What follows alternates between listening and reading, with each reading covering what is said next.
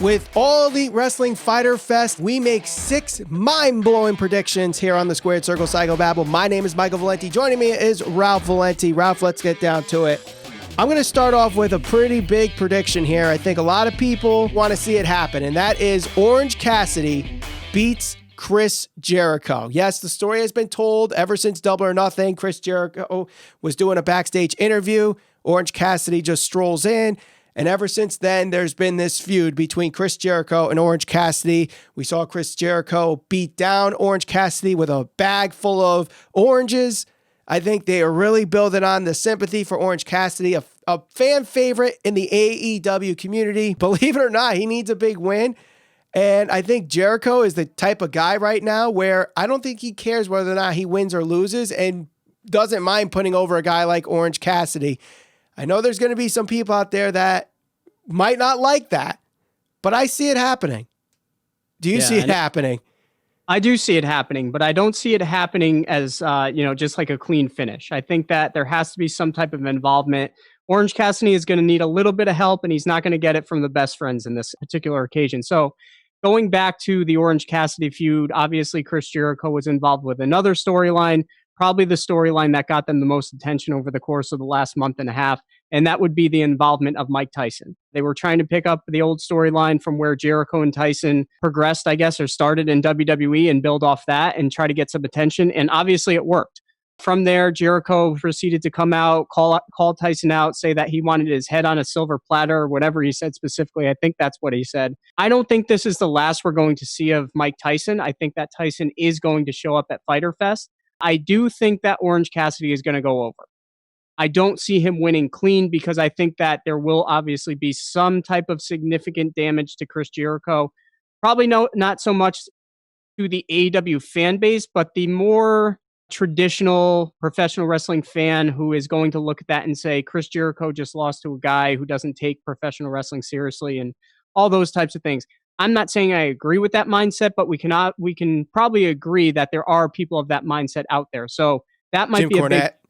Yeah, obviously him. He's probably the most outspoken one. But I think that ultimately what is going to happen is there'll be some type of shenanigans, and Mike Tyson will come out. He will somehow get involved in the match. He will knock Chris Jericho out, and Orange Cassidy will pin him 1, 2, 3, and Cassidy will get the win with a little bit of help from Tyson. From that point, obviously, they can continue to build the feud between Tyson and Jericho, or that can be more or less the bookend to this feud, whichever way they decide to go with it. But I think that Tyson and Jericho, that story isn't quite over yet, and I think that it's going to, kind of progress at Fyter Fest. Yeah, I totally see Tyson getting involved, but if they can't get Tyson involved for scheduling or, whatever the reason may be, I still see him winning. And I think because of that, that's going to be such a big win that Orange Cassidy will end up being in the rankings the following week that happens. So they're going to give him a big win. And I mean, people say give Orange Cassidy a world title shot, and I don't agree with that, but maybe this ends up where he ends up starting a build where he either gets a TNT Championship match or an AEW World Championship match. But speaking of the TNT Championship, Ralph, you have a prediction there with the TNT Championship. I do. And I believe that Cody Rhodes is going to defend both nights at Fyter Fest. So we know that Fyter Fest is going to be a 2-night event. I think that Cody Rhodes has definitely been outspoken and made it very clear that he's going to try to defend this title as much as possible. I haven't really decided if I see him dropping the title just yet. I think that he wants to have a really long run with this title to help establish it. But I can't really throw out the idea that we could potentially see a surprise individual, whoever that may be, probably from another promotion. So maybe a Nick Aldis, especially because this is a free program that, anybody can watch. So getting that type of attention, getting that type of word out there that something like that could potentially happen on the first night can attract people to the second night or the second event where Cody ultimately defends again. Now, what I can see happening again is another mystery opponent, or I could potentially see Darby Allin returning, where he now gets cleared, takes the belt off Cody. Either one of those I would be fine, but I definitely see Cody Rhodes defending both nights at Fyter Fest for sure. You bring up Darby Allin, and that brings me to my next prediction. I totally see Darby Allin getting involved in Fyter Fest, but I see Darby Allin actually costing Brian Cage the AEW Championship match. Now, we know at the casino ladder match at Double or Nothing, Brian Cage was really going after Darby Allin after, Taz was trying to recruit Darby Allin and refused. And that seemed like that was the seed that was planted, and the injuries are helping build Brian Cage up. Now, once again, AEW has built a big guy to go for the title, but not quite ready to change titles off of Jon Moxley. So how do you protect the opponent? Here's how they do it this time. Darby Allin starts his feud with Brian Cage by interfering in the match, costing Brian Cage the win, and Moxley retains. So I see that as the way that Darby Allin gets back into it, but I could totally see where Darby Allin can be a person that calls out Cody with their history, and this time finally beating Cody, where maybe on the July 8th show, he's like, this is where I finally beat Cody. No shenanigans with Arn Anderson or bad pinfalls or whatever the case may be. So yeah, I definitely see Darby Allin coming back, but I see more of interference from Brian Cage instead of title changing hands from Cody to Darby. Speaking of title changes, that's going to be my next prediction, and that is we will see at least one title change at Fyter Fest.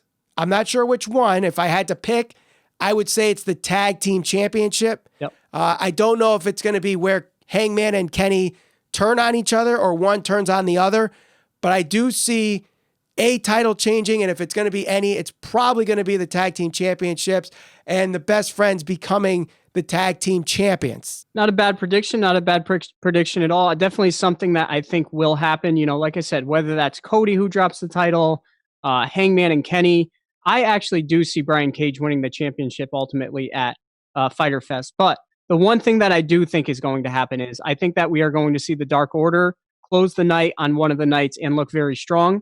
I think that we will see them actually have a larger recruit, somebody of a bigger name with more prominence, I guess, in AEW or professional wrestling. So we know that ever since his loss to Jon Moxley there, Brody Lee, we've seen him a little bit, mostly on the recruiting side, not so much in action. So it's not like he's really picking up steam where he left off. He went from a championship match to essentially going into recruiting mode. So they've tried to recruit Anna Jay. They've extended it offer there. They've tried to recruit Colt Cabana now with that storyline kind of progressing as the weeks have gone on.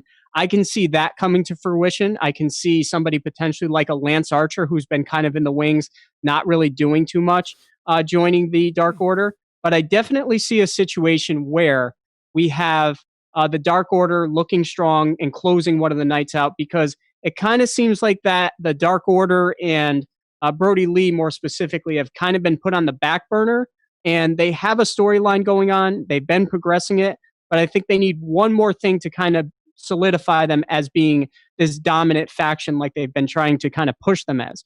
Obviously, the loss to Moxley was a big knock, because it's like, well, where do they go from here?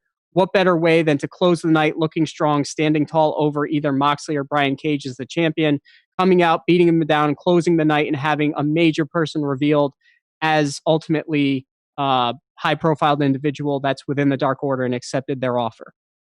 I don't know if I see Lance Archer being that big high-profile guy. Now, before the turn of the year, it was teased that Hangman Page was actually going to be someone that gets involved with the Dark Order. Probably even the Exalted One. When this first started, Hangman Page was going to be talked about as the Exalted One. Perhaps this is the way to have Hangman Page lose the tag titles and they recruit Hangman Page. There's your high-profile recruit.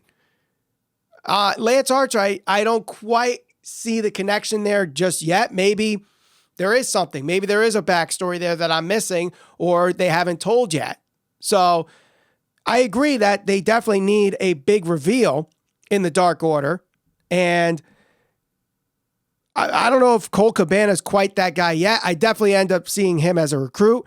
Anna Jay's a very interesting recruit that we saw on Dynamite last week. Obviously, the Dark Order does not, discriminate on gender, which is a good thing.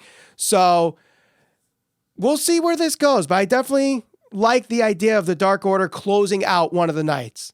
That's definitely a good thing. And obviously the way they closed out that episode of Dynamite, the last episode of the year in 2019, was not exactly the way they wanted to go out.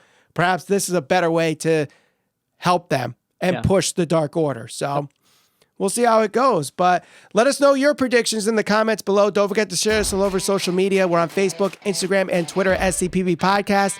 And for news, reviews, and conversations on all things pro wrestling, subscribe. Hit that bell for notifications. For Ralph Valenti, my name's Michael Valenti. Thank you for watching the Squared Circle Psychobabble.